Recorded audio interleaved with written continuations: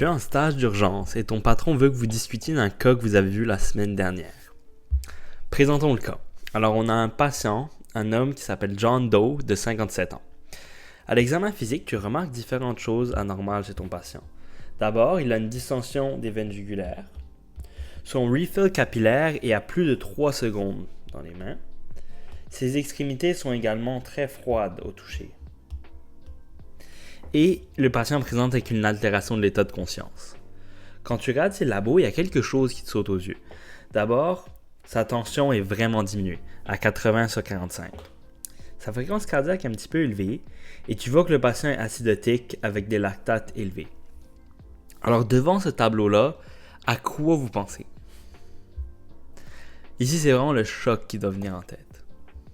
Mais concrètement, c'est quoi le choc? Alors, on va sortir la définition officielle ici, et puis on va la décortiquer peu à peu. Alors, dans le choc, l'élément le plus important de la définition, c'est vraiment l'hypotension. Alors, soit ça se définit par une hypotension systolique à moins de 90, ou une tension artérielle moyenne à moins de 65. Il y a aussi une autre définition un peu plus précise, où elle diminue de plus de 30% par rapport à la tension artérielle de base. Alors, il y a aussi l'oligurie qu'on voit souvent en hypotension, une tachypnée, alors le patient qui respire vite, et le patient va souvent en altération d'état de conscience, comme on a vu avec M. John Doe. Puis finalement, on a la tachycardie qui est signe qui est souvent présent en choc, mais il y a une exception qui est le choc neurogénique, dont on va parler un petit peu plus tard. Alors, avant qu'on rentre dans tous les types de chocs, il faut essayer de comprendre c'est quoi concrètement qui nous fait baisser la tension dans des situations de choc. Alors, il y a deux éléments principaux qui déterminent la tension. De un, c'est le débit cardiaque. Alors, combien de sang qui est éjecté par le cœur à travers un certain montant de temps. Puis aussi, la résistance vasculaire périphérique. Alors, par rapport à la résistance vasculaire périphérique, on va voir que dans la plupart des chocs, elle va être augmentée. Alors, ce n'est pas cet élément-là qui cause le choc, sauf dans le choc distributif, dont on va parler un petit peu plus tard. Après ça, pour le débit cardiaque, on comprend que c'est souvent là où le problème arrive. Puis le débit cardiaque, il y a deux choses qui vont le composer. Là, on a la fréquence cardiaque, alors la vitesse à laquelle le cœur bat, mais on a aussi le volume d'éjection systolique, alors combien de sang est éjecté à chaque fois que le cœur bat. Comme on a vu, souvent les patients vont être tachycardes, alors c'est rarement la fréquence cardiaque qui est affectée. C'est le volume d'éjection systolique qu'on regarde beaucoup en situation d'hypotension. Alors on va décortiquer qu'est-ce qui compose le volume d'éjection systolique. On a la précharge, qui est essentiellement combien de sang remplit le ventricule avant que ce soit éjecté. Alors, si le ventricule a du mal à se remplir pour une raison ou une autre, ça va diminuer la précharge, ce qui va diminuer le volume d'éjection systolique, ce qui va diminuer la tension artérielle. Un autre élément qui peut être affecté, c'est la contractilité. Alors, si le cœur n'est pas capable d'éjecter ce sang-là bien, il n'est pas capable de bien contracter, la contractilité descend, le volume d'éjection systolique descend et la tension artérielle descend. Finalement, la dernière chose qui peut en théorie être affectée, c'est la post-charge. Alors si la post-charge augmente, le volume d'éjection systolique descend, puis ça fait en sorte que la tension artérielle descend. Alors souvent, lorsqu'on parle de tension, c'est vraiment une bonne idée de garder en tête ce schéma ici, avec la tension artérielle, le débit cardiaque et la résistance vasculaire périphérique. Vraiment penser à le débit cardiaque comme le montant de sang qui passe dans un temps donné et la résistance vasculaire périphérique comme la taille du tuyau. Parce que si on a un tuyau qui est plus petit, il y aura plus de pression, mais si on a un tuyau qui est plus gros, il y aura moins de pression à travers. Alors, quand il y a une vasodilatation, la tension va diminuer. Alors, c'est quoi les types de chocs qu'on va voir aujourd'hui? On a le choc hypovolémique. On a le choc distributif, qu'on a discuté, un choc assez particulier, parce que c'est un des seuls où justement la résistance vasculaire périphérique va diminuer, parce qu'il y aura une vasodilatation au lieu d'une vasoconstriction. On a le choc obstructif et le choc cardiogénique. On va les prendre un par un, on va essayer de comprendre la pathophysiologie, et on va aussi regarder les étiologies de chacun de ces chocs-là. Alors le premier choc, c'est le choc hypovolémique. Alors, c'est assez logique, les étiologies. On peut comprendre que la cause principale de choc hypovolémique, c'est vraiment une perte de sang. Alors, ça peut être des saignements externes, comme quelqu'un se fait attaquer avec un couteau ou quoi que ce soit, ou des saignements internes, comme par exemple un accident de voiture, puis du saignement intra-abdominal. Il y a aussi la déshydratation, alors des pertes de liquide qui ne sont pas du sang, à travers des diarrhées, des vomissements, des brûleurs. Et aussi un troisième secteur, alors un anasarque ou des fois même des pancréatites qui peuvent faire en sorte que du liquide sort des vaisseaux sanguins mais reste dans le corps. Alors concrètement, qu'est-ce que ça fait sur la tension, un choc hypovolémique? Alors il faut commencer ici, à droite, en bas à droite, avec notre volume d'éjection systolique. Puisqu'on a moins de volume dans le cœur ne va pas se remplir autant. Alors c'est la précharge qui va être la première à être affectée. On a moins de remplissage de ventricule, ce qui diminue le volume d'éjection systolique. Le volume d'éjection systolique diminue, le débit cardiaque diminue. Puis si le débit cardiaque diminue, la tension diminue. Là, on a mis en vert ici des petits éléments qui vont essayer de compenser cette diminution-là. Là, on remarque que la résistance vasculaire périphérique va augmenter et la fréquence cardiaque aussi va augmenter. Si la fréquence cardiaque augmente, ça nous montre la tachycardie qu'on va voir chez le patient. Et si la résistance vasculaire augmente, ça veut dire qu'on a une vasoconstriction, comme on voit aussi.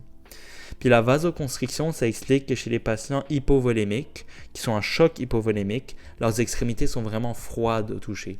Alors c'est un signe qui nous permet d'identifier un choc hypovolémique. Un autre choc, c'est le choc distributif. Alors celui-ci, il est vraiment particulier. On va commencer d'abord par les étiologies. Là, vraiment, l'étiologie principale, c'est le sepsis. Sepsis, c'est essentiellement une infection qui se disperse, ou qui reste locale, ou qui peut se disperser. Alors, ça peut être une infection dans le sang, ou une infection plus locale, mais essentiellement, à cause des bactéries, il y a une attaque à certains organes dans le corps. Alors, le sepsis, souvent, ça va mener à une vasodilatation assez systémique. Puis cette vasodilatation-là peut vraiment faire baisser beaucoup la tension. Il y a aussi le choc anaphylactique, où l'histamine va faire une vasodilatation. Et en plus de la vasodilatation, dans le sepsis et l'anaphylaxie, on a aussi les vaisseaux qui sont plus perméables, alors qu'ils laissent le liquide sortir des vaisseaux en plus. Et finalement, on a le choc neurogénique. Alors, le choc neurogénique, c'est lorsqu'on a une lésion au niveau de la moelle épinière, au niveau de notre dos. Puis essentiellement, cette lésion-là fait en sorte qu'on a plus de tonus sympathique et on n'est pas capable de vasoconstricter. Alors, nos vaisseaux vont vasodilater, ce qui fait l'hypotension. Mais souvent, en choc neurogénique, dépendamment de la hauteur, on va aussi avoir une bradycardie, ce qui est très spécifique du choc neurogénique. Alors, si on revient à l'idée du choc distributif, on commence par la résistance vasculaire qui est diminuée parce qu'on a une vasodilatation. Et ça diminue directement la tension artérielle. Alors que c'est pas mal plus direct que les autres chocs qu'on avait plus tôt. Ce qu'on va remarquer aussi, c'est que dans des situations où le cœur peut continuer à battre vite, on va avoir un débit cardiaque augmenté. Alors, fréquence cardiaque augmentée, puis le cœur va essayer de compenser pour cette vasodilatation. La dernière chose qu'on va noter, c'est que, comme vous voyez sur ce beau schéma ici, le patient va être chaud. Alors, contrairement au choc hypovolémique, au choc obstructif et même cardiogénique, où notre patient va être froid aux extrémités, dans le choc distributif, c'est le contraire. Dans le sepsis, dans l'anaphylaxie, si le patient a un choc, il va être chaud aux extrémités. C'est un élément vraiment important à noter. Passons au choc obstructif. Alors, il y a plusieurs causes du choc obstructif. On a la tamponnade cardiaque, qui est du liquide qui entoure le cœur. On a l'embolie pulmonaire massive. On a aussi le pneumothorax sous tension et la sténose aortique décompensée. Alors, c'est quoi le point commun de toutes ces étiologies-là? Qu'est-ce qu'ils font concrètement? Alors, comme pour notre choc hypovolémique, on va commencer en bas à droite et voir c'est quoi l'effet sur le volume d'éjection systolique. Alors, dans ces cas où on a une obstruction, ça va être la même idée qu'avec le choc hypovolémique. Il va y avoir une diminution de la précharge. On a quelque chose qui nous empêche de remplir bien notre ventricule. Dans le cas d'un pneumothorax sous tension, par exemple, c'est toute l'air sous tension dans la cavité thoracique qui empêche le ventricule droit de se remplir correctement. Dans le cas d'une tamponnade, c'est le sang autour du cœur qui l'empêche de se remplir correctement. Alors, c'est vraiment la précharge qui va diminuer. Dans le cas, par exemple, d'une sténose aortique décompensée, c'est un petit peu plus le concept de la post-charge qui augmente. Mais sinon, dans le choc obstructif, c'est souvent la pré-charge qui diminue. C'est quoi l'effet de ça?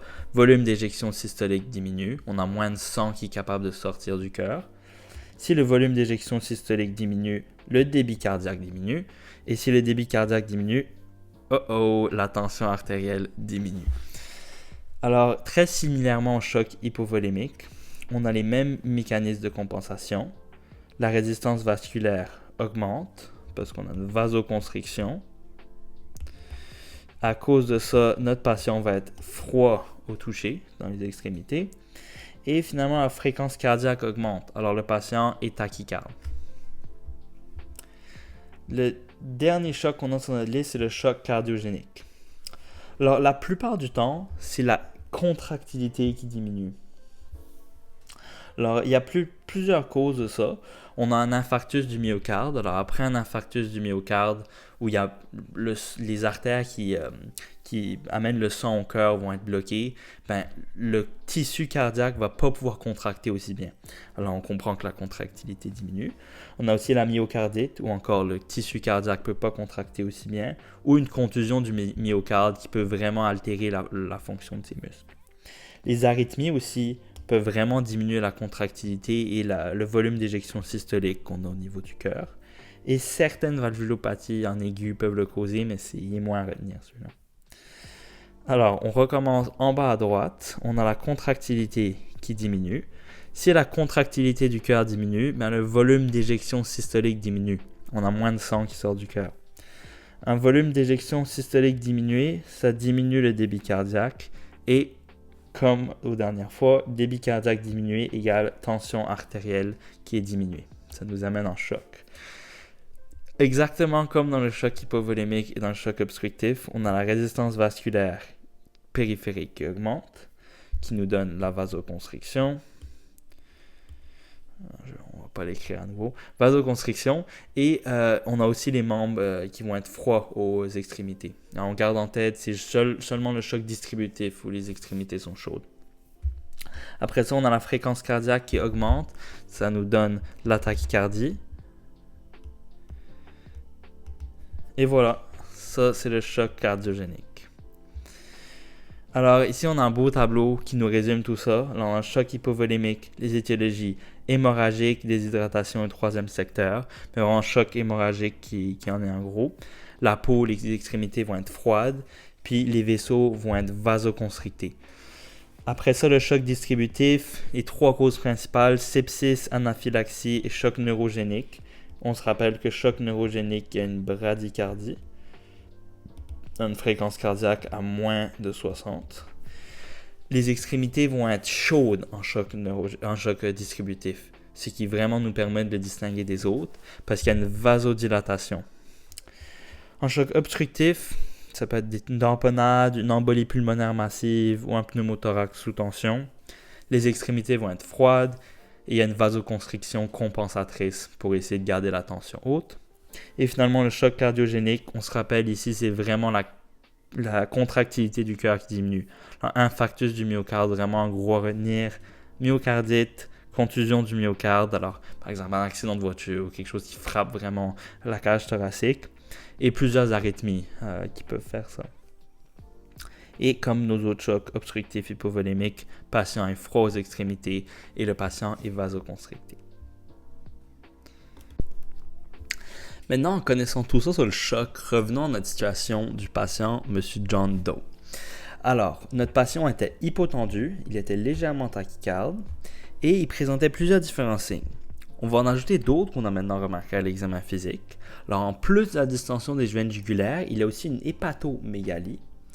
Il a également un pouls paradoxal, qu'on va discuter d'un peu plus tard. Il a aussi une dyspnée, et lorsqu'on fait l'auscultation des poumons, on remarque qu'il y a des crépitants aux deux lobes. Lorsqu'on fait l'auscultation du cœur, on remarque que les bruits cardiaques sont quand même très diminués. Alors, justement, la diminution du bruit cardiaque, c'est quelque chose qu'il va falloir garder en tête pour le diagnostic qu'on va poser un peu plus tard. Et là, on voit qu'il y a plusieurs signes ici au niveau veineux qu'il y a un blocage, un build-up qui se fait. Le foie est agrandi, les veines jugulaires sont distendues. Là, on dirait que le cœur droit a du mal à pomper tout le sang veineux qui est en rentrée. En plus de ça, on dirait que le cœur gauche lui aussi a du mal à pomper, qui expliquerait la tension basse et qui explique aussi la dyspnée et les crépitements au poumon, avec du fluide qui s'accumule à ce niveau-là. Alors avec tous ces signes-là, votre patron a plusieurs questions à vous poser. Tout d'abord, il vous demande c'est quoi le diagnostic le plus probable chez ce patient. Ensuite, on a fait une réplétion volémique, mais on a remarqué qu'elle a un impact négligeable sur la tension. Alors votre patron vous demande pourquoi. Ensuite, c'est quoi le pouls paradoxal? Et pourquoi ce patient présente un pouls paradoxal? Et ensuite, la dernière question qu'il vous pose, c'est quoi les tests diagnostiques que vous voudriez poser chez ce patient et c'est quoi que vous attendriez à voir comme résultat?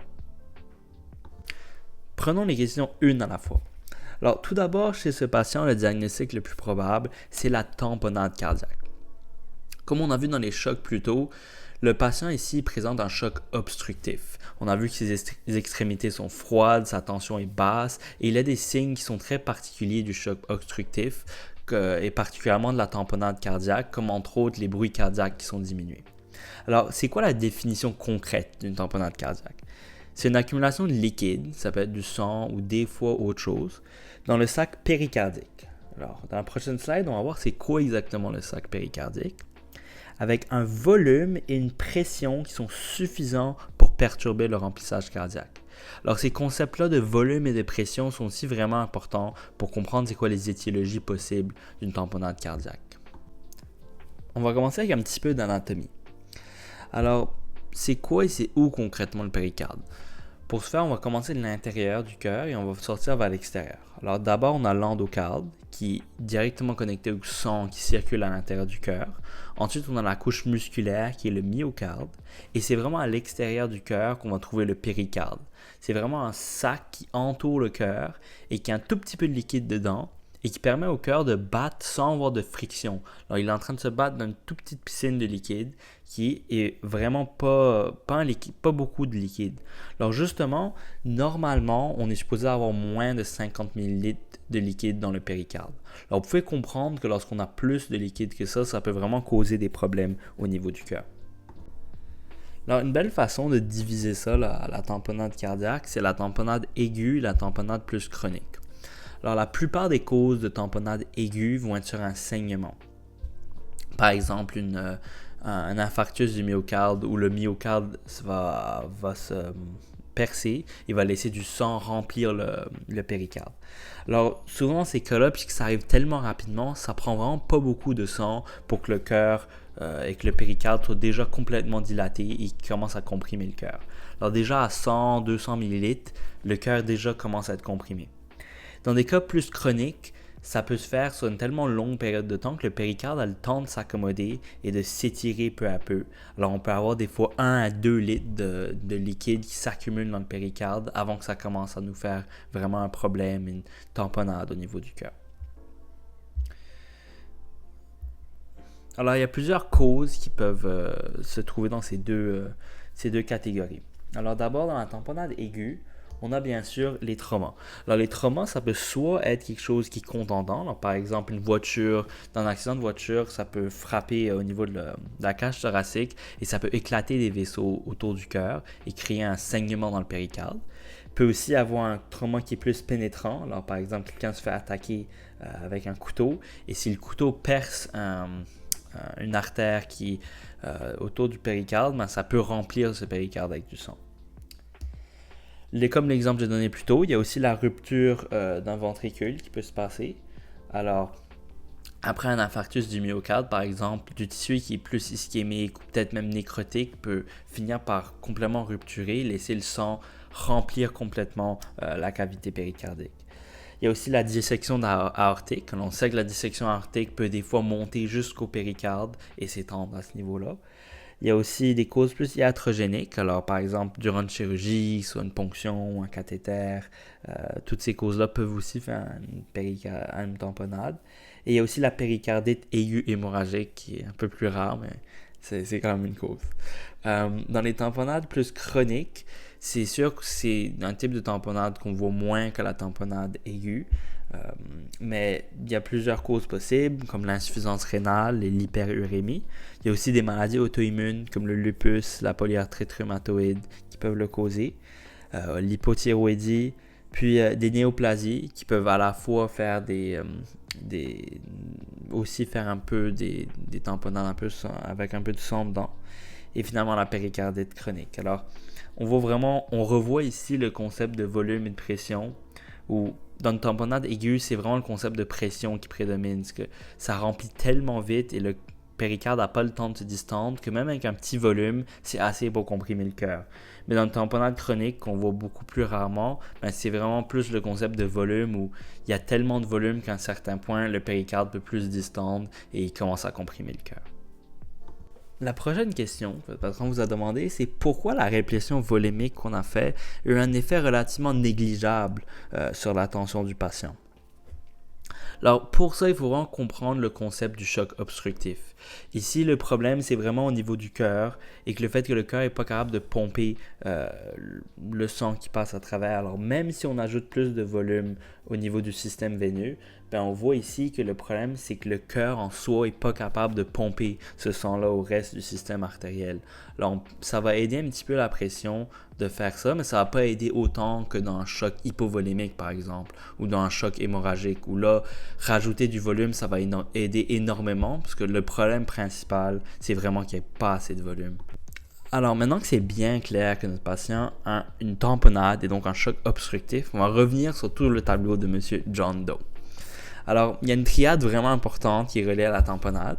Et je vais vous laisser essayer de figure out c'est quoi avec les signes qu'on a. Alors, la triade, c'est d'abord la distension des veines jugulaires. Il y a aussi la diminution des bruits cardiaques à l'auscultation. Et finalement, l'hypotension. Alors, c'est trois signes clés qu'on trouve presque toujours dans une tamponnade et dans un choc obstructif sur une tamponnade. Les plusieurs autres signes qu'on voit ici, on les comprend maintenant avec la tamponnade, que ce soit l'hépatomégalie, la distension des veines jugulaires qui, elle, s'explique par le cœur droit qui n'est pas capable de pomper assez. Alors, il y a vraiment une accumulation de sang dans le système veineux. On a aussi la dyspnée et les crépitants en deux lobes qu'on a compris sont vraiment causés plus par le cœur gauche qui, lui, va être poussé par tout le sang et qui lui aussi va pas être capable de pomper assez, puis ça fait en sorte que le sang s'accumule dans les poumons et le sang n'est pas capable non plus de rentrer dans la circulation artérielle et de garder la tension haute. Alors, on a finalement vu l'acidose qu'on voyait dans les bilans avec les lactates élevés. Les lactates élevés ici parce qu'il n'y a pas assez de sang qui circule et le corps finit par utiliser plus un métabolisme anaérobique. Il crée beaucoup de lactates et ça en soi, ça fait une acidose métabolique qu'on voit chez le patient. Alors, c'est quoi le pouls paradoxal et pourquoi est-ce qu'on en voit un chez ce patient-là? Alors, la définition concrète d'un pouls paradoxal, c'est une diminution exagérée de la pression artérielle systolique, mais précisément à l'inspiration. Puis une diminution exagérée, ça veut dire de plus de 10 mg de mercure. Alors, pour comprendre c'est quoi, il faut regarder pourquoi chez un patient normal, on ne voit pas de pouls paradoxal. Alors, en inspiration normale, ce qui se passe, c'est que la pression intrathoracique, elle est négative. Alors c'est un peu comme lorsqu'on bouche une seringue et on la tire, ça crée une pression négative dedans. Lorsque les côtes vont s'agrandir, le thorax va s'agrandir pour remplir les poumons, ça crée une pression négative dans le thorax. Cette pression négative-là, elle augmente le flux veineux. Alors, il y a plus de sang qui rentre dans le ventricule droit. C'est ça que ça veut dire. Mais lorsqu'on a plus de sang qui rentre dans le ventricule droit, le sang doit aller à quelque part. Alors, qu'est-ce qui va se passer? C'est que le ventricule droit va se distendre. Alors, comme on voit ici chez notre patient normal, ça n'a honnêtement aucun impact sur la pression. Le ventricule droit va juste se distendre un petit peu plus à cause du sang de plus de sang qui s'en vient lors de l'inspiration, puis ça s'arrête là. Mais là, j'ai un patient en tamponnade. C'est quoi qui se passe exactement? Alors, on a encore une fois le sang qui revient et le sang va encore pousser sur les parois du ventricule droit et essayer de le faire expandre. Mais problème, on a tout ce liquide dans le péricarde qui empêche le ventricule droit de se distendre. Alors ça ne va pas fonctionner de ce bord-ci. Qu'est-ce qui va se passer? C'est au niveau du septum, c'est là où la pression va maintenant être poussée. Et le septum va rentrer au niveau du ventricule gauche. Mais là, si le septum pousse dans le ventricule gauche, on peut comprendre que la pression qui va sortir du ventricule gauche va diminuer. Alors c'est pour ça que lors de l'inspiration, dans des cas comme une tamponnade ou aussi dans un pneumothorax sous tension, puisque le ventricule droit ne peut pas accommoder ce nouveau sang qui vient du système veineux, il va tout simplement pousser sur le ventricule gauche et diminuer la pression systolique de plus de 10 mg de mercure lors de l'inspiration. Nouvelle question de ton patron.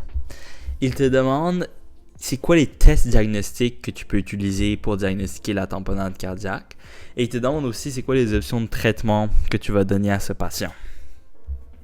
Alors, le premier test diagnostic qu'on a, c'est l'ECG. Dans l'ECG, on voit une tachycardie sinusale chez les patients en tamponnade. Et on voit aussi un signe assez classique et particulier qu'on appelle l'alternance électrique. Alors, pour comprendre ce signe, si on se place en D2, on a notre axe ici de l'ECG. La raison qu'on voit cette alternance électrique, c'est à cause du cœur qui va bouger et qui va vraiment un peu, comme on dit en anglais, va swing de côté à côté dans ce sac de liquide.